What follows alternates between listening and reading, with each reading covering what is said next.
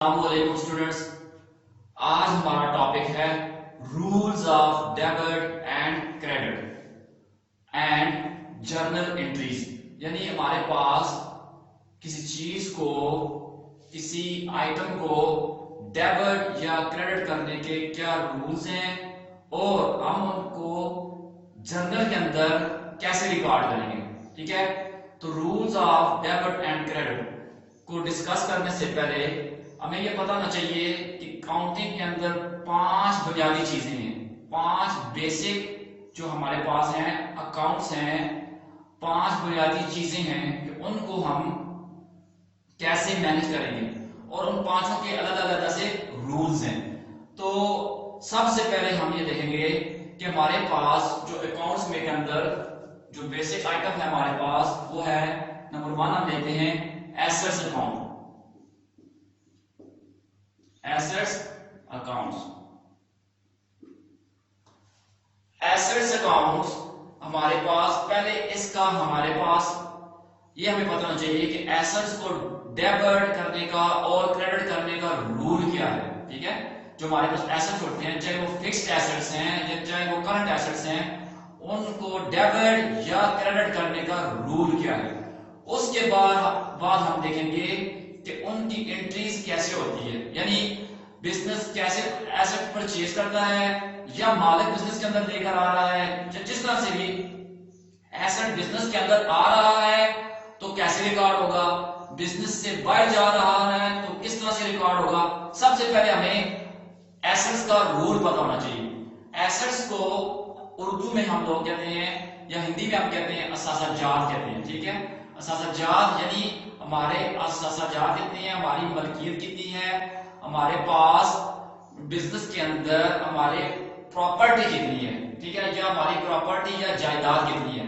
تو سب سے پہلے یہ دیکھیں ایسٹس اکاؤنٹ ہمارے پاس ہے تو فرض کرتے ہیں یہ پہلا اکاؤنٹ ہے ہمارے پاس. تو ایسٹس اکاؤنٹ کا رول یہ دیکھ لیں کہ ٹی اکاؤنٹ بنائیں، اس کی ایک سائڈ ڈیبٹ کریں اور یہ کریڈٹ کر دیں، یہ ٹی اکاؤنٹ. ٹھیک ہے، لیجر اکاؤنٹ جو ہوتا ہے ہمارے پاس اس کی مختصر شکل یعنی اس کی اختصار کی جو شکل ہوتی ہے اس کو ہم ٹی اکاؤنٹ کہتے ہیں. ٹھیک ہے، اگر ہم اس کے 8 کالم بنا دیں گے مکمل طریقے سے تو یہ لیجر بن جائے گا، ایک اکاؤنٹ بن جائے گا. بہرحال ابھی ہم یہ دیکھتے ہیں کہ ایسٹس اکاؤنٹ کا رولز کیا ہے، ڈیبٹ اور کریڈٹ کرنے کا رول کیا ہے. تو سب سے پہلے ہم کریں گے کہ ہمیں یہ یاد رکھنا چاہیے، یاد رکھنا ہوگا کہ increase in asset is debit. ٹھیک ہے، increase in asset is debit. تو یہ ہے جی ڈیبٹ. یہاں پہ آپ دیکھ لیں بے شک increase in assets is debit. کہ increase in assets is debit. Assets میں جب اضافہ ہوگا تو ہم اس کو ڈیبٹ کریں گے. یہ آپ نے یاد رکھنا ہے. کیا کرنا ہے کہ بزنس کے اثاثہ جات میں یا ایسٹس میں جب اضافہ ہوگا تو ہم اس سے کیا کریں گے، ڈیبٹ کریں گے. اور اسی طرح ڈیکریز، یہ دیکھیں تیر کا نشان یہاں پہ اوپر کی طرف بنایا تاکہ پتہ چلے کہ انکریز ان ایسٹس ہو رہا ہے. اسی طرح تیر کا نشان یا ایرو کا نشان نیچے کی طرف بنا دیا ہے تاکہ آپ کو آسانی سے یاد رہے کہ decrease in asset is credit. Decrease in assets is credit. اس کا مطلب یہ ہوا کہ جب اثاثہ جات میں یا ایسٹس میں کمی ہوگی تو بزنس کے اندر سے اثاثہ جات باہر جائیں گے یا کمی ہوگی تو وہ سارے کے سارے کریڈٹ ہوں گے. ٹھیک ہے، تو decrease in asset is credit. کس طرح سے جی آپ دیکھیں ایک ٹرانزیکشن دیتے ہیں یعنی ایک لین دین یا ٹرانزیکشن دیتے ہیں، ہم کہتے ہیں کہ machinery purchase for rupees 10,000 on cash. ہم نے 10,000 روپے کی مشینری نقد یعنی کیش پہ خریدی ہے. تو یہ ٹرانزیکشن ہے ہمارے پاس تو فرض کریں کہ یہ 2020 جنوری فرسٹ کا یہ قصہ ہے، یعنی سن 2020 کو کی جنوری فرسٹ کو یعنی 1 جنوری کو ہم نے 10,000 روپے کی مشینری خریدی ہے اور ہم نے کیا ہے جی کہ کس پہ خریدی ہے؟ کیش پہ خریدی ہے، ٹھیک ہے۔ تو انکریز ان ایسٹ، بزنس کے اندر کیا چیز آ رہی ہے؟ مشینری آ رہی ہے۔ بزنس سے باہر کیا جا رہا ہے؟ تو بزنس سے باہر کیا جا رہا ہے؟ کیش جا رہی ہے۔ تو انکریز ان ایسٹس از ڈیبٹنگ، تو بزنس کے اندر کیا آ رہا ہے؟ مشینری آ رہی ہے۔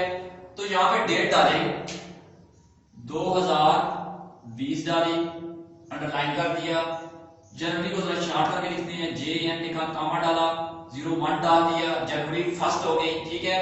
کیا ہوا ہے؟ مشینری فار روپیز 10,000 پرچیز، 10,000 روپے کی مشینری ہم نے آن کیش یعنی نقد پہ خریدی ہے۔ تو بزنس کے اندر ہمارے پاس کیا ہوا کہ مشینری آئی۔ اب اس کو ہم ریکارڈ کریں گے، ریکارڈ کس کے اندر کرنا ہے؟ ہم نے جرنل کے اندر، جرنل لفظ جور سے لکھ رہا ہے، جور کا مطلب ہوتا ہے دن، ٹھیک ہے۔ تو جرنل کا مطلب یہ ہوا ہے کہ ہمارے پاس ڈیلی بک کیا ہے یہاں پہ، ٹھیک ہے۔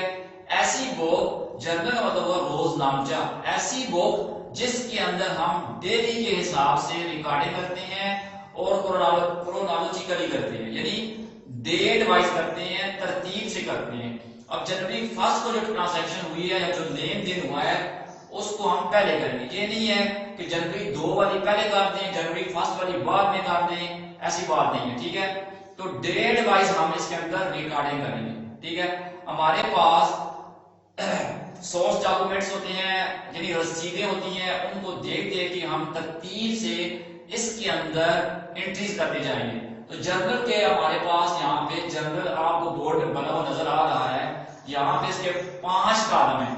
پہلا ہے ڈیٹ کا، دوسرا ہے ڈیٹیلز کا، ٹھیک ہے، تیسرا ہے لیجر فولیو یعنی لیجر کا صفحہ نمبر، اس کو ابھی بعد میں ڈسکس کر لیں گے، پھر ہے ڈیبٹ اور پھر کریڈٹ کا، اور ساتھ میں ہم نے سائن ڈالا ہے روپیز کا، آپ پاؤنڈ کا ڈالیں، ٹھیک ہے، ڈالر کا ڈالیں، جس کرنسی میں آپ ڈیل کر رہے ہیں، جس ملک کے اندر جو سی کرنسی چل رہی ہے وہ سائن یہاں پہ اس کا ڈال دیں۔ بارہ جی 5 کالم کی یہ بک ہمیں ملی جس کے اندر اسے ہم روزنامچہ یا جرنل کہتے ہیں، یعنی اسے ڈیلی بک بھی کہا جاتا ہے، فرسٹ بک آف انٹری بھی کہتے ہیں اس کو، کہ اس جو ہی has soon has transaction takes place تو we record it in a journal۔ جیسے ہی ٹرانزیکشن ہوتی ہے، کوئی ٹرانزیکشن ہوتی ہے، ہم اس کو جو پہلی بک ہے اس کے اندر ریکارڈ کرتے ہیں، اسے جرنل کہتے ہیں۔ تو بات ہم کر رہے تھے کہ machinery purchase for rupees 10,000 on cash, کہ 10,000 روپے کی مشینری ہم نے خریدی ہے اور کس پہ خریدی ہے؟ نقد پہ خریدی ہے، ٹھیک ہے۔ تو ہم نے کہا تھا، اب اس کو میں کرتا ہوں، دیکھیں یہاں پہ یہ کہہ رہے ہیں آپ کہ مشینری اکاؤنٹ، مشینری اکاؤنٹ، ٹھیک ہے۔ اب یہ مشینری ایسٹ ہے ہمارے پاس، فکسڈ ایسٹ ہے ہمارے پاس، ٹھیک ہے۔ تو increase in asset is debited, machinery میں اضافہ ہوا، ٹھیک ہے۔ یہ دیکھیں ایرو کو ہم ایسے بنایا ہوا ہے، تو یہاں پہ ہم لکھ دیتے ہیں جی 10,000، مشینری کے اکاؤنٹ میں 10,000 روپے یعنی 10,000 کی مشینری ہمارے بزنس کے اندر آ گئی، ٹھیک ہے۔ تو increase in machinery is debited ہو گیا، ایسٹ از ڈیبٹڈ ہو گیا، تو یہاں پہ آپ لکھیں گے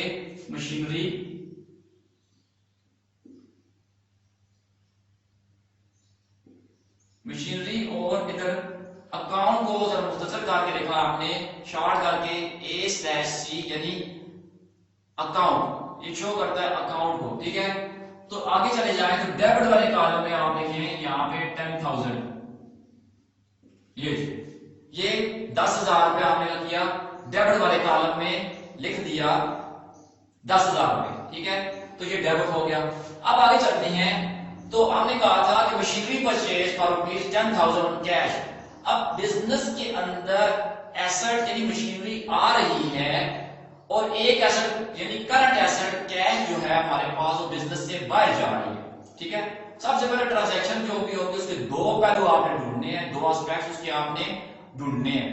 इस ट्रांजैक्शन के अंदर इसके दो पहलू हमें मिले हैं, एक है मशीनरी और दूसरा है कैश। दोनों को जज करना है, आया इनमें से कोई एसेट है, कोई रेवेन्यू है, कोई एक्सपेंस है, कोई लायबिलिटी है, कोई ओनर इक्विटी है, क्या है। तो जहां पे दोनों एसेट्स हैं, एक मशीनरी है, फिक्स्ड एसेट है, वो बिजनेस के अंदर आ रही है, दूसरा पहलू उसका है कैश है, तो वो बिजनेस से बाहर जा रही है। तो मशीनरी फिक्स्ड एसेट है और कैश जो है हमारे पास करंट एसेट है, दोनों एसेट्स ही हैं, दोनों के ऊपर एसेट्स का रूल लगेगा कि increase in assets is debited और decrease in asset is credited. एक अकाउंट हमारे पास ये बन गया मशीनरी का, ठीक है। अब दूसरा अकाउंट हम बनाते हैं, चलिए इसको जरा रेज कर देते हैं कि बल्कि यहां पे बना देता हूं आपकी आसानी के लिए, कि देखें यहां पे बना दिया मैंने कैश अकाउंट, ठीक है, शॉर्ट कर दिया कैश अकाउंट, डेबिट और क्रेडिट। तो decrease in asset is credited, तो यहां पे कैश अकाउंट 10,000 रुपए ये यहां पे आ गया। ये क्या पता चला कि हर ट्रांजैक्शन के कम से कम दो पहलू होंगे, एक अगर डेबिट हो रहा है तो दूसरा लाजमी क्रेडिट होगा। ऐसा नहीं होगा कि दोनों ही डेबिट हो रहे हो या दोनों ही क्रेडिट हो रहे हो और ट्रांजैक्शन भी एक हो, ऐसी बात नहीं हो सकती, ठीक है। अब ये देखें मशीनरी 10,000 डेबिट हुई है, बिजनेस के अंदर आई है, इधर कैश जो है 10,000 क्रेडिट हुई है, बिजनेस से बाहर गई है, तो decrease in asset is credited. Rule तो हमें पता है कि बिजनेस के अंदर जब भी ऐसा बिजनेस के अंदर आएंगे तो वो डेबिट होंगे, बिजनेस से बाहर जाएंगे तो वो क्रेडिट होंगे। तो ये रूल हो गया हमारे पास। अब यहाँ पे आप टू लिखें या ना लिखें फर्क नहीं पड़ता इससे, मगर यहां से जरा आगे हटा के हमने टू लिखा और यहाँ पे हम लिखेंगे कैश अकाउंट, ठीक है, ये लिख दिया कैश। अब जरा यहां से आगे हटा के लिखा है तो इधर देखें क्रेडिट का कॉलम भी डेबिट से जरा आगे करके है, ठीक है, तो ये यहाँ पे आ जाएगा 10,000 रुपए, ये ठीक हो गया। तो ये होगी हमारे पास एंट्री। ट्रांजैक्शन ये थी कि machinery purchase for cash rupees, machinery purchase for rupees 10,000 on cash, ठीक है। 10,000 रुपए की मशीनरी हमने नकद पे खरीदी है, कैश पे खरीदी है, तो हमने उसको फर्स्ट बुक ऑफ एंट्री यानी जर्नल के अंदर रिकॉर्ड करना है। तो आप ये देखें कि हमने उसको रिकॉर्ड कर दिया है और इस रिकॉर्डिंग को एंट्री कहते हैं। आप पढ़ भी रहे हैं कि जर्नल एंट्रीज रिकॉर्डिंग, यानी ये रिकॉर्ड हुई, एंट्री हो गई। अब इस एंट्री को जरा एक्सप्लेन करना होता है। अब यहां से पता चल रहा है कि मशीनरी आई है और कैश गई है, मगर फिर भी थोड़ी सी इसके लिए इंफॉर्मेशन इसकी होनी चाहिए, तो ब्रैकेट्स के अंदर हम उसको बोलते हैं नरेशन, यानी बयान करना। तो हम क्या देंगे, हम क्या देते हैं मशीनरी परचेज, लफ्ज बीइंग भी इस्तेमाल होता है, जरूरी नहीं है, तो हम क्या देते हैं मशीनरी परचेज ऑन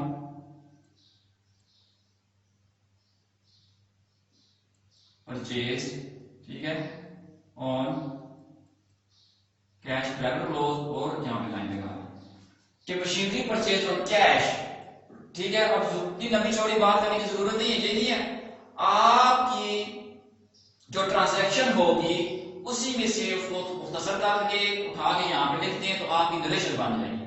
हमने कहा था कि machinery purchase for rupees 10,000 on cash, उसी को मैंने थोड़ा सा मुख्तसर किया, हमने कहा मशीनरी परचेज ऑन कैश, ठीक है। ऊपर लिखा हुआ है कि कितने की खरीदी है, वो 10,000 रुपए की खरीदी है। तो एसेट का रूल आपको पता हो चला कि increase in assets is debit.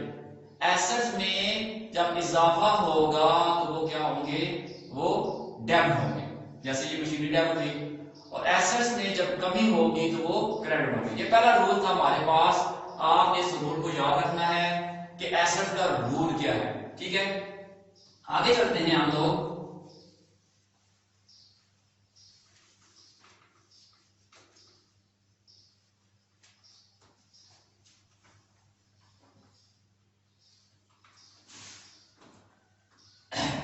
अगला अकाउंट हम उठाते हैं एक्सपेंसेस अकाउंट, ठीक है। नंबर 2 पे लें आप इसको, एक्सपेंसेस अकाउंट।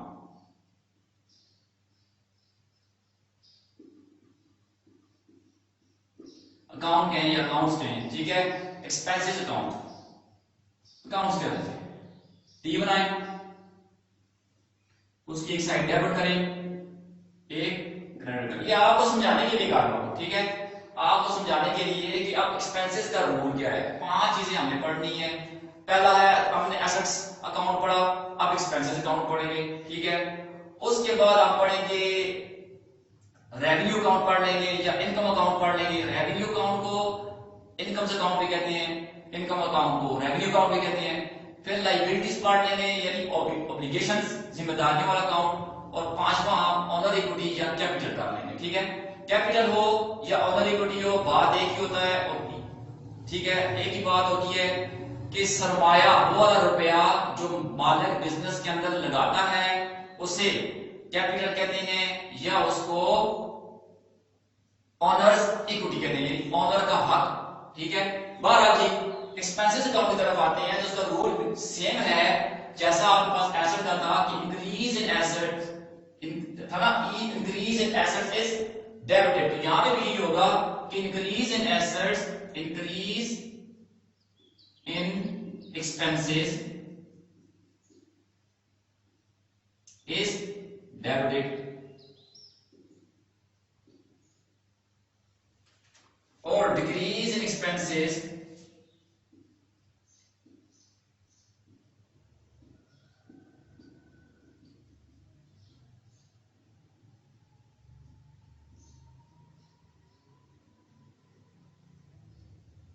credited। तो अगर आपको एसेट्स का रूल याद है तो सेम रूल एक्सपेंसेस का भी है कि increase in expenses is debited और decrease in expenses is credited. जब बिजनेस के एक्सपेंसेस में इजाफा होगा तो वो सारे के सारे डेबिट होंगे, जब उनमें कोई कमी वाक़ई होगी तो वो क्या होंगे, वो क्रेडिट हो जाएंगे। अब उसमें आपके एक्सपेंसेस बेशुमार एक्सपेंसेस है आपके, ठीक है, बिजली का बिल है, गैस का बिल है आपके पास, सैलरीज हैं, वेजेस है आप दे रहे हैं, रेंट दे रहे हैं, ठीक है, कोई इंश्योरेंस की कोई यानी कोई इंश्योरेंस की जो आपने करवाई हुई है उसके कोई प्रीमियम या कोई किस्त दे रहे हैं आप लोग, या आप कोई स्टेशनरी वगैरह खरीद रहे हैं, तो किसी किस्म का भी कोई एक्सपेंस है वो आपके पास वो क्या होगा, वो डेबिट होगा, ठीक है। वो इंक्रीज होगा तो डेबिट होगा, उसको उस नाम से डेबिट करेंगे आप। और अगर इसमें कोई कमी वाक़ई होगी तो वो क्रेडिट होगी। किस तरह से अब हम देखते हैं, फर्स्ट करते हैं, हम कहते हैं रेंट पेड रुपीज 5000, 5000 रुपए रेंट हमने दिया है, ठीक है, for the month of January 5000 रुपए हमने रेंट दिया है। तो अब इसमें सबसे पहले इस ट्रांजैक्शन के अंदर कि रेंट पेड रुपीज 5000, सबसे पहले तो इसके अंदर से ढूंढे दो पहलू, इस ट्रांजैक्शन के दो एस्पेक्ट्स या दो पहलू ढूंढे, कौन कौन से हैं, दो कम से कम होने चाहिए, ढूंढने हैं आपने, ठीक है। तो rent paid rupees 5000 for the month of January 2020, तो 5000 रुपया हमने रेंट पे किया, यानी क्या खर्चा है हमारा, एक्सपेंस क्या है, रेंट है, रेंट हमारा खर्चा है। दूसरा पहलू ढूंढे तो हम क्या, बिजनेस से क्या जा रहा है भाई, बिजनेस से जा रही है कैश, बिजनेस से बाहर कैश जा रही है, ठीक है, बिजनेस के अंदर आ कुछ नहीं रहा, एक्सपेंस है, एक आइटम है हमारे पास, मगर कैश बाहर जा रही है। तो दो आइटम हमें मिल गए हैं, एक क्या मिला, एक हमें मिला जी रेंट एक्सपेंस और दूसरा क्या है, कैश है। अब डिसाइड करें कि इन दोनों आइटम में से एसेट कौन सा है, या दोनों ही एसेट्स हैं, जैसे अभी कहा था हमने मशीनरी टू कैश दोनों एसेट्स थे। इसी तरह इनमें ढूंढे कि ये जो रेंट पे किया हमने इसके दो पहलू हैं, एक रेंट एक्सपेंस है और एक कैश है, तो इन दोनों में से आया दोनों हमारे पास एसेट्स हैं, एक्सपेंस हैं, रेवेन्यू है, कैपिटल है, लायबिलिटीज है, क्या है। तो ये दो पहलू में मिले हैं, एक रेंट एक्सपेंस है और एक कैश एक्सपेंस है। तो रेंट हमारे पास है ही एक्सपेंस और दूसरा कैश जो है वो हमारे पास एसेट है और करंट एसेट है। एसेट फिक्स्ड हो या करंट हो, रूल उसका डेबिट और क्रेडिट का सेम लगता है। रूल अभी आपको हम बता चुके हैं कि increase in asset is debited, decrease in asset is credited. तो अभी क्या हुआ है हमारे पास, अब मैं इसको उठाता हूं, इसी को उठाता हूं, एक्सपेंसेस की जगह मैं लिख देता हूं रेंट अकाउंट, रेंट एक्सपेंस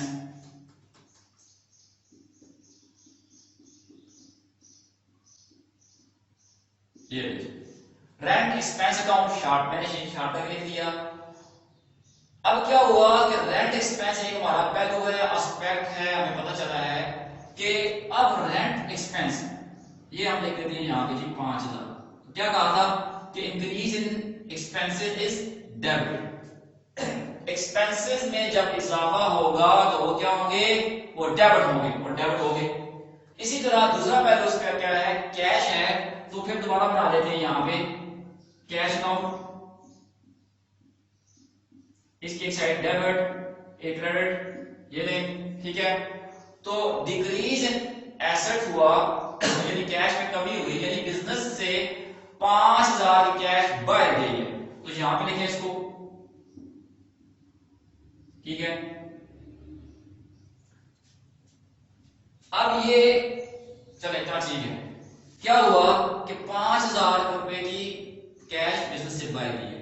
अब हम क्या देते हैं, फर्स्ट करें on 3rd January 2020 rent paid rupees 5000 for the month of January। आपने 3 जनवरी को ही पूरे जनवरी के महीने का बिल क्या किया है, रेंट यानी किराया बिल्डिंग का, जिस चीज का बिल्डिंग का किराया दे दिया आपने, ठीक है, 5000 रुपए।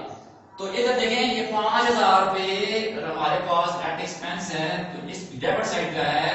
इसी तरह ये 5000 रुपए जो हमारे पास है, वो ये 5000 रुपए जो हमारे पास है, ये कैश हमारे पास से बिजनेस से बढ़ जा रही है, तो वो लिख दी। दो पहलू होंगे कम से कम ट्रांजैक्शन के अंदर, हमारे पास ये सिंपल एंट्री बनेगी। कम से कम दो पहलू होंगे, कंपाउंड एंट्री के अंदर 3 पहलू होते हैं, दो से ज्यादा होते हैं, 3 है, 4 है, 5 है, जितने भी हो सकते हैं पहलू, ठीक है, वो बात की बात है। तो अभी मेरा आपको सिंपल एंट्री और कंपाउंड एंट्री में फर्क नहीं बता रहा, उसके लिए मेरा टॉपिक है simple entry and compound entry. Entry वो आप देख सकते हैं यूट्यूब पे, आपको पड़ा हुआ है। और मेरे चैनल को आपने सब्सक्राइब भी करना है, इसको लाइक भी करना है, ठीक है। और ये हम कहां पे जा रहे थे, हम थे रेंट एक्सपेंसेस टू कैश की बात कर रहे थे। तो हम ये पढ़ रहे हैं कि रेंट यानी एक्सपेंसेस अकाउंट का rules for debit and credit, या rules of debit and credit of expenses account क्या है, कि एक्सपेंसेस अकाउंट के रूल्स क्या हैं। तो बात हो रही थी कि रेंट पेड, मैं कहता हूं 3rd January 2020 rent paid for the building rupees 5000, कि 3 जनवरी 2020 को हमने बिल्डिंग का किराया 5000 रुपए दे दिया है, यानी एक खर्चा हुआ है हमारे पास। तो यहां पे आ जाएं, ये बनाया, ठीक है, इसका मतलब है जनवरी हमारे पास चल रहा है, यहां पे 03 लिख दिया, 3rd हो गया, जनवरी 3rd की बात है। अब हमारे पास यहां पे लिखेंगे रेंट एक्सपेंस, क्योंकि increase in expense is debit, rent expense account debit हुआ, ये डी अकाउंट इसलिए बनाया आपको समझाने के लिए। तो rent account, rent expense account debited, इसकी सीट में डेबिट वाले कॉलम में आए तो 5000 रुपए यहां पे लिखें, लिख दिया भाई। उसके साथ क्या हुआ है, कैश बिजनेस से गई है, तो यहां पे आप बेशक 2 लिखें ना लिखें, जरा सा इससे आगे का भी लिखा आपने 2 कैश अकाउंट, ठीक है। कैश हमारे पास से ये सीधा आगे चलते आए तो ये डेबिट क्रेडिट वाली साइड पे आए, तो यहां पे लिखें 5000। ये 5000 रुपए आपकी कैश बिजनेस से भाई बाहर चली गई। अब इसको थोड़ा सा एक्सप्लेन कर देते हैं, नरेशन देते हैं इसकी। तो ब्रैकेट स्टार्ट करें, छोटी ब्रैकेट बनाई आप, ठीक है, हमने ब्रैकेट बनाई है हमने। तो यहां पे लिखते हैं हम रेंट पेड, बस ज्यादा लंबी चौड़ी बात करने की जरूरत नहीं है, और लाइन है बात हम किस मुख्तसर करें, ठीक है।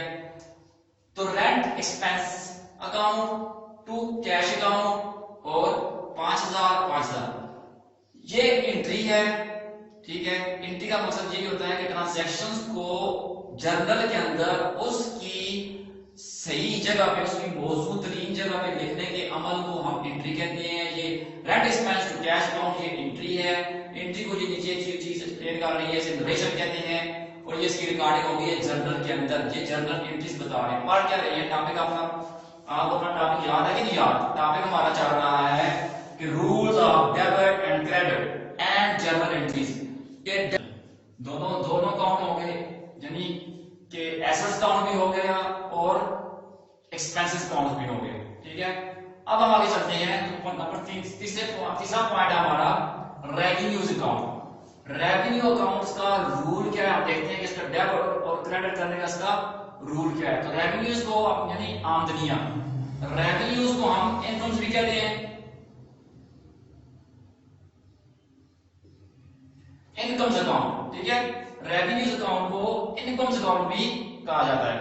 तो मुख्तलिफ किस्म की इनकम्स हो सकती हैं। आप सेल्स करके इनकम कमा रहे हैं, इंटरेस्ट कमा रहे हैं, डिस्काउंट भी आपकी इनकम है, कमीशन का वसूल कर रहे हैं, तो मुख्तलिफ किस्म की आपकी इनकम्स हो सकती हैं, ठीक है। तो हम एक ट्रांजैक्शन लेते हैं कि goods sold for ₹10,000 on cash, 10,000 रुपए की चीजें हमने बेची हैं। फर्ज करते हैं कि हमने 8 जनवरी को 10,000 रुपए की चीजें कैश में बेची हैं। गुड्स सोल्ड फॉर कैश ₹10,000, ठीक है। 10,000 रुपए की चीजें हमने कैश पे यानी नगद पे बेची हैं। तो अब इस ट्रांजैक्शन के अंदर अब हमारे दो पहलू हमने ढूंढने हैं, ठीक है। उसके दो एस्पेक्ट कम से कम ढूंढने हैं कि कौन कौन से इस ट्रांजैक्शन के अंदर। तो एक है कैश, कैश बिजनेस के अंदर आ रही है, ठीक है। दूसरा क्यों किस वजह से आ रही है, वो सेल्स की वजह से आ रही है, सेल्स रेवेन्यू है आपका, ठीक है। तो सेल्स की वजह से आ रही है, ठीक है। या कोई आप सर्विसेज दे रहे हैं तो सर्विस पे कोई रेवेन्यू आ रहा है या इनकम आ रही है, तो वो भी आपका इनकम या रेवेन्यू ही काउंट होगा। बहरहाल तो हमने कहा है गुड्स सोल्ड फॉर ₹10,000, ठीक है, और कैश 10,000 रुपए की चीजें हमने बेची हैं कैश पे। तो देखें यहां पे चलता हूं, कैश बिजनेस के अंदर आई है, तो कैश का अकाउंट बनाएं आप। तो कैश एसेट होता है, तो increase in asset is debited, तो ये 10,000 रुपए यहां पे लिख लें इसकी डेबिट साइड पे। ये रेवेन्यूज अकाउंट है, ठीक है। सेल्स अकाउंट, रेवेन्यू अकाउंट आपका कौन सा होता है, सेल्स अकाउंट होता है, ठीक है। तो ये सेल्स आ गई, यानी हमारे पास रेवेन्यू अकाउंट में अभी सेल्स हमने लिया है, सेल्स की है तो बिजनेस ने पैसा अर्न किया है।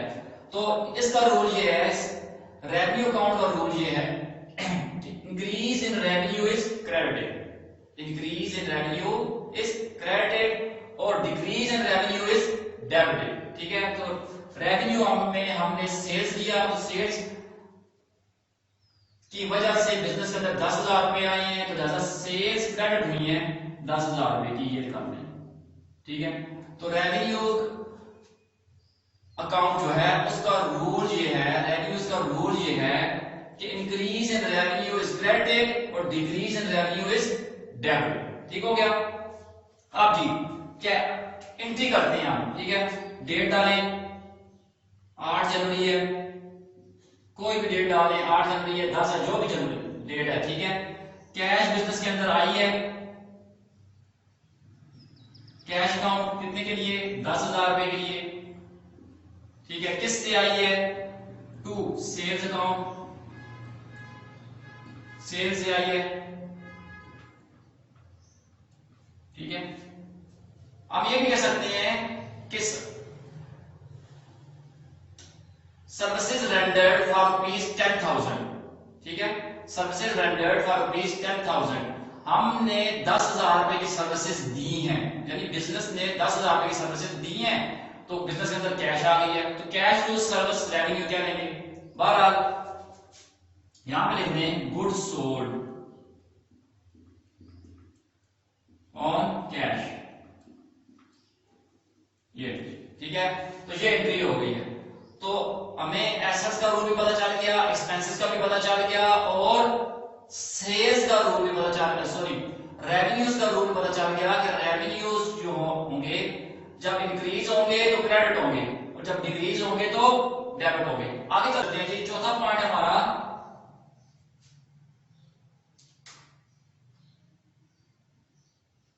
Liabilities, liabilities account. लायबिलिटीज का मतलब होता है जिम्मेदारियां, यानी ऑब्लिगेशंस, यानी वो अमाउंट जो बिजनेस ने किसी की देनी है, किसी बंदे के पैसे, किसी आगे किसी और बिजनेस के पैसे ہم نے یعنی دینے ہیں، ٹھیک ہے، وہ لائبلٹیز ہوتی ہیں ہمارے پاس. تو پہلے لائبلٹیز کا رول دیکھیں کہ انکریز ان لائبلٹیز از کریڈٹڈ، وہی ریونیو والا رول ہے اس میں، ٹھیک ہے، کہ انکریز ان لائبلٹیز از کریڈٹڈ اور decrease in liabilities is debited. جب ذمہ داریوں میں اضافہ ہوگا تو وہ کریڈٹ ہوگی اور جب ذمہ داریوں میں کمی ہوگی تو وہ ڈیبٹ ہوگی، ٹھیک ہے. اب ایک ٹرانزیکشن لیتے ہیں ہم کہ goods purchase for ₹20,000 on cash on account. Goods purchased for ₹20,000 on account or on credit. On account ہو یا on credit ہو بات ایک ہی ہوتی ہے، یعنی ادھار پہ ہم نے 20,000 کی چیزیں خریدی ہیں اور فرض کرتے ہیں کہ 15 جنوری کو ہم نے 20,000 کی چیزیں ادھار پہ خریدی ہیں. Goods purchased for ₹20,000 on account or on credit ادھار پہ خریدی ہیں، ٹھیک ہے. اس ٹرانزیکشن کے اندر دو پوائنٹس ہمارے پاس، دو آئٹم آپ کو نظر آ رہے ہوں گے. ایک ہے پرچیزز اکاؤنٹ اور دوسرا آپ کے پاس ہے اکاؤنٹس پیبل اکاؤنٹ، یعنی لائبلٹی آپ اکاؤنٹس پیبل یا کریڈٹرز، ٹھیک ہے. تو ہم یہاں پہ لکھ لیتے ہیں اکاؤنٹس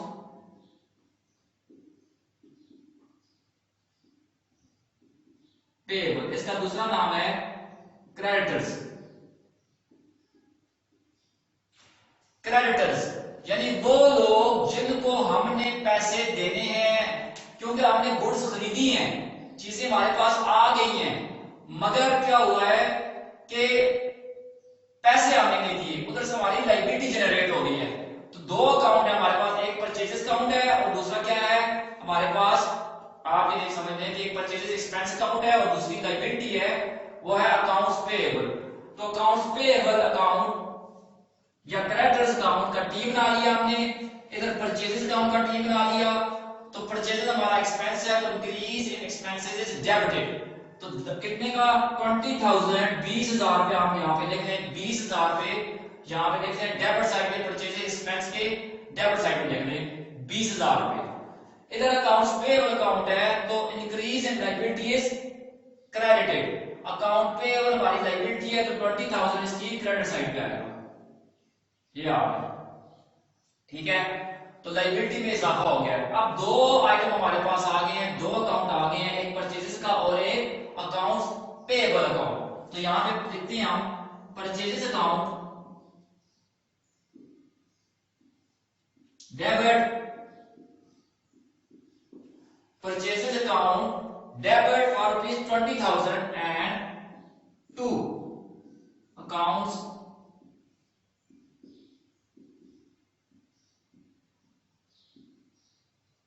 پیبل اکاؤنٹ یہ 20,000، یا یہاں پہ اکاؤنٹس پیبل کی جگہ ہم کریڈٹرز بھی لے سکتے ہیں کہ وہ لوگ جن کو ہم نے پیسے دینے ہیں. اور کریڈٹرز ہو یا اکاؤنٹس پیبل ہو یہ ہماری لائبلٹی ہوتی ہے اور انکریز ان لائبلٹی از کریڈٹڈ، ٹھیک ہے. تو یہاں پہ کیا دیں گڈس پرچیز آن اکاؤنٹ، ادھار پہ خریدی. کس سے خریدی ہے؟ کسی بندے کا نام جس سے آپ نے، جس کمپنی سے آپ نے چیزیں ادھار خریدی ہیں اس کا نام لکھ دیں. تو میں لکھ دیتا ہوں یہاں پہ from Shukla brothers, from Shukla ہی آتی، ٹھیک ہے. شکلا سے ہم نے 20,000 روپے کی چیزیں ادھار پہ خریدی ہیں تو چیزیں ہمارے پاس آ گئی ہیں، گڈس یا مرچنڈائزز ہمارے بزنس کے اندر آ گئی ہیں. اور دوسری طرف ہم نے پیسے نہیں دیے، ٹھیک ہے، وہ ہماری لائبلٹی جنریٹ ہو گئی ہے، یہ ہماری لائبلٹی ہے، ہم نے اب اس کو پیسے دینے ہیں، ٹھیک ہو گیا.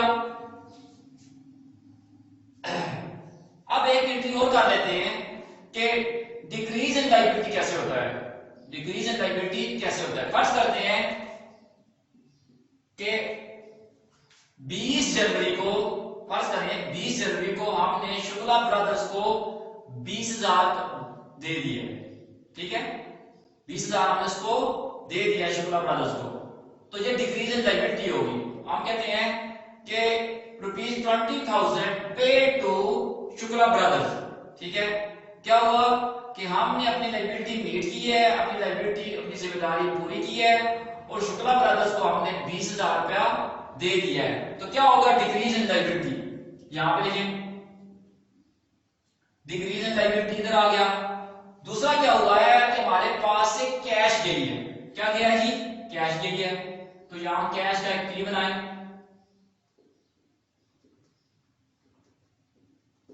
ठीक है, तो यहां पे लिख लें 20,000। देख लें अब जो ट्रांजैक्शन हुई है कि हमने शुक्ला ब्रदर्स को 15 तारीख को जो चीजें उससे खरीदी थी उसको वो 20,000 रुपए हमने 20 तारीख को जाकर दे दिए, ठीक है। चलिए आसानी के लिए लें 18 तारीख को हमने शुक्ला ब्रदर को पेमेंट कर दी, ठीक है। तो अब हमारे पास एक तो ये हुआ है अकाउंट पेएबल, अकाउंट में कमी हुई है तो डिक्रीज इन लायबिलिटीज डेबिटेड, वो 20,000 ये आ गया है, ये वाला नहीं आ, ठीक है, इसको भी भूल जाए, तो जो वो 20,000 ये आ गया, ठीक हो गया। दूसरी तरफ क्या हुआ है कि डिक्रीज इन कैश हुआ है, बिजनेस से कैश निकली है, तो decrease in asset is credited, ठीक है। एसेट्स में जब कमी वाकई होगी तो वो क्या होंगे, वो क्रेडिट होंगे।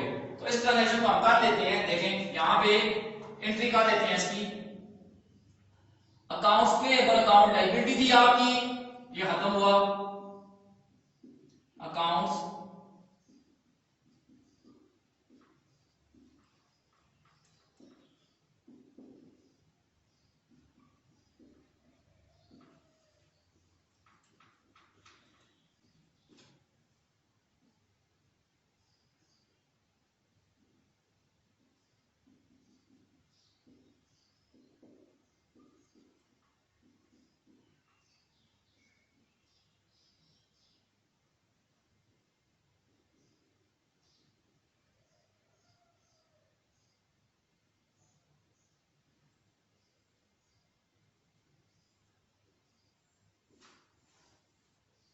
ये जी। अब मैंने क्या लिखा है यहाँ पे, मैंने लिखा है अकाउंट्स पेएबल अकाउंट डेबिट यानी decrease in liability debit to cash account, और नीचे नरेशन में लिखा है कि amount paid to Shukla for goods purchased on 15 January, यानी कि शुक्ला से जो हमने 15 जनवरी को गुड्स खरीदी थी उसके ऊपर हमने पेमेंट कर दी है। अब हमारी लायबिलिटी क्या हो गई है, मीट हो गई है। अब हमने शुक्ला से पैसे शुक्ला को कोई पैसे नहीं देने। ये देखें अकाउंट पेएबल डेबिट हुआ था, क्रेडिट हुआ था ये 20,000 के लिए, फिर ये डेबिट हुआ तो दोनों साइडें ये अकाउंट के बराबर हुई, नील बैलेंस हो गया, जीरो बैलेंस हो गया, नो बैलेंस हो गया, यानी अब हमने शुक्ला ब्रदर्स को कोई पैसे नहीं देने, बात खत्म जी। तो लायबिलिटीज का रूल भी आपको पता चल गया। अब आखिर पांचवा आइटम है जी ऑनर्स इक्विटी, ठीक है, जो अकाउंटिंग का पांचवा बेसिक है। पहला था अकाउंट एसेट अकाउंट, दूसरा एक्सपेंसेस अकाउंट, तीसरा हमने रेवेन्यूज अकाउंट, चौथा लायबिलिटीज अकाउंट। अब हम पढ़ेंगे ऑनर्स इक्विटी अकाउंट, ठीक है, कि ऑनर्स इक्विटी या इसका दूसरा नाम है कैपिटल अकाउंट, ठीक है। तो ऑनर्स इक्विटी, इक्विटी का मतलब होता है हक, ऑनर्स मालक का हक, बिजनेस के असाजात के ऊपर, बिजनेस के एसेट्स के ऊपर मालक का हक, यानी ऑनर्स इक्विटी, ठीक है। या कैपिटल अकाउंट, कैपिटल का मतलब होता है सरमाया, वो वाला पैसा। कैपिटल का मतलब क्या है कि वो वाला सरमाया यानी वो वाला पैसा, वो वाली चीजें जो मालिक बिजनेस के अंदर लेकर आया है, ठीक है। तो ऑनर्स इक्विटी हो या कैपिटल हो, बात एक ही है। तो इसका रूल ये है, रेवेन्यू का, लायबिलिटीज का और ऑनर इक्विटीज का रूल सेम है।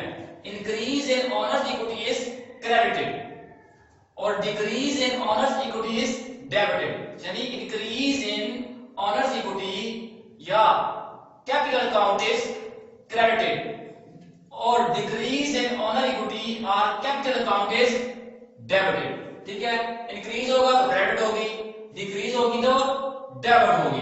तो इसको हम देखते हैं, फर्ज करते हैं कि जनवरी 25 है, 25 जनवरी को मालक बिजनेस के अंदर 20,000 रुपए, 20 को छोड़े 6,000 डाले, ठीक है, 6,000 ₹6,000 brought in business by the owner. ठीक है, मालिक बिजनेस के अंदर 25 तारीख को 6,000 रुपया बिजनेस के अंदर लेकर आया। अब हम अपने आप को बिजनेस समझेंगे तो बिजनेस के अंदर क्या चीज आ रही है? कैश आ रही है। बिजनेस को कौन कैश दे रहा है? मालिक दे रहा है। मालिक बिजनेस के अंदर कैश लेके आ रहा है। तो अब बिजनेस ने, अब ये देखें कैश अकाउंट है हमारे पास, फर्ज करें ये उसकी क्रेडिट साइड है, ये डेबिट साइड है। तो बिजनेस के अंदर 6,000, ये बिजनेस के अंदर कैश एसेट है, तो increase in asset is debit. Cash business के अंदर आ रही है। दूसरा पॉइंट है इसका, दूसरा पहलू है इसका ओनर्स इक्विटी या कैपिटल।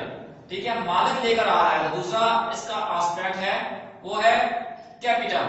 तो बिजनेस की लायबिलिटी है किस्म की। ठीक है, मालिक को बिजनेस ने, अगर बिजनेस के पास 6,000 रुपए आया है तो कौन लेकर आया भाई? मालिक लेकर आया है। तो बिजनेस से ये पैसे मालिक को वापस करने हैं। ठीक है, तो बिजनेस की, ये भी बिजनेस की लायबिलिटी है। ऑनर इक्विटी जो है बिजनेस के लिए एक किस्म की लायबिलिटी है, इसने बिजनेस मालिक को पैसे वापस करने हैं। तो increase in owner's equity is credited. ठीक है, तो बिजनेस की जिम्मेदारी में इजाफा हो गया है, बिजनेस से ये पैसे वापस करने हैं। या आगे समझ लें कि जब मालिक बिजनेस के अंदर पैसे लेकर आएगा या कोई चीज लेकर आएगा तो उसको हम ऑनर इक्विटी या कैपिटल अकाउंट के साथ क्रेडिट करेंगे। तो एक पहलू ये है और दूसरा ये है कि ऑनर्स इक्विटी अकाउंट 6,000, ये देखिए ऑनर्स इक्विटी अकाउंट 6,000 क्रेडिट। ठीक है, increase in owner equity is credited, और ये है कि increase in cash is debited, यानी कैश मतलब एसेट में इजाफा हो गया। एंट्री करते हैं हम इसकी। तो यहां पे बिजनेस के अंदर कैश आ रही है। ठीक है, 6,000 बिजनेस के अंदर आया है, तो डेबिट साइड में लिखें 6,000। किस वजह से कैश आई है? टू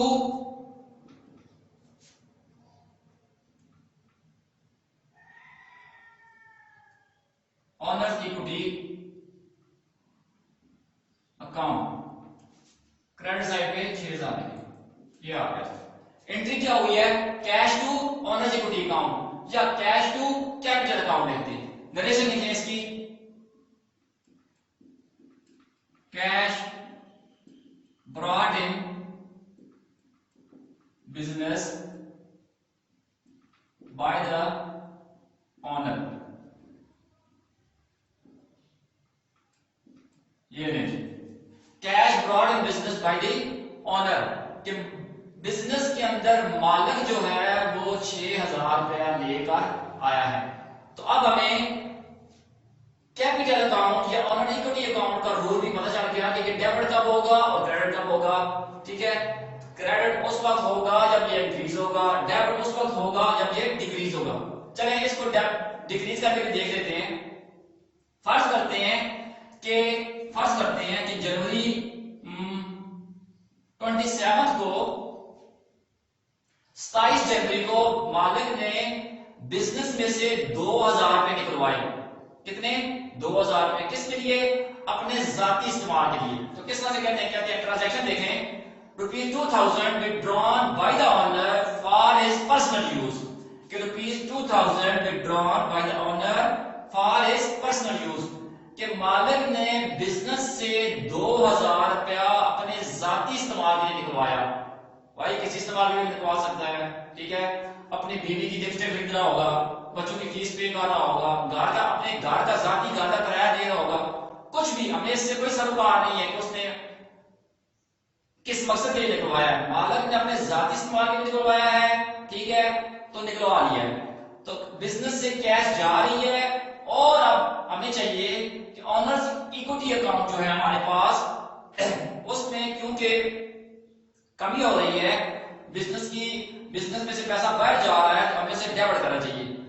उसकी जगह हम करेंगे कि ऑनर्स इक्विटी अकाउंट को डेबिट करने के बजाय हम एक नाम लिख लेंगे ड्राइंग्स अकाउंट। तो ऑनर्स इक्विटी अकाउंट हो या ड्राइंग अकाउंट, ये दोनों अकाउंट जो होते हैं ये मालिक के होते हैं। जब इंक्रीज होती है तो बिजनेस क्या करता है? ऑनर्स इक्विटी अकाउंट लिखता है। ठीक है, और जब मालिक बिजनेस से पैसे वगैरह निकलवाता है तो बिजनेस एंट्री करता है, ऑनर्स इक्विटी अकाउंट को एंट्री नहीं कर, डेबिट नहीं करता, बल्कि वो उसकी जगह ड्राइंग्स अकाउंट के साथ اس کو ڈیبٹ کرتا ہے تاکہ ہمیں پتہ چلے کہ آنرز ایکوٹی اکاؤنٹ شو کرے گا آپ کو بزنس سے اندر پیسہ آ رہا ہے، ڈرائنگز اکاؤنٹ شو کرے گا آپ کو کہ مالک بزنس سے پیسے نکلوا رہا ہے. اس کو بھی ڈیبٹ کر دے تو فرق نہیں پڑتا، مگر کیا ہے کہ ایک ٹرم استعمال کی جاتی ہے جسے کہتے ہیں ڈرائنگز اکاؤنٹ. تو اب میں نے کیا کہا تھا کہ 2000 روپے بزنس میں سے مالک نے نکلوائے تو کیا ہوگا جی، ڈرائنگز اکاؤنٹ کو ڈیبٹ کریں گے. یہ مالک کا اکاؤنٹ ہے، ٹھیک ہے، جیسے یہ اس کا اکاؤنٹ تھا ذاتی اکاؤنٹ، یہ بھی اس کا اکاؤنٹ ہے. اور کیا ہوا، کیش اکاؤنٹ، یہ 2000 روپے آ گئے، ٹھیک ہے.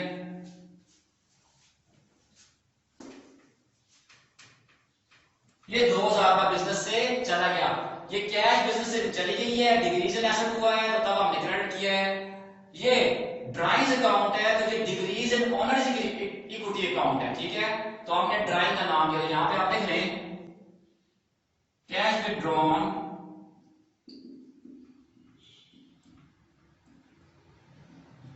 by the owner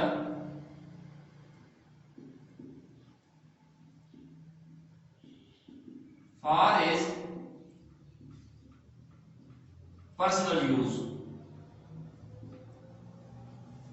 Cash withdrawn by the owner for his personal use. مالک نے اپنے ذاتی استعمال کے لیے کیش withdraw کیے، ٹھیک ہے. تو drawings account to cash account, تو یہ والی ہمارے پاس انٹری آ گئی ہے، ٹھیک ہے.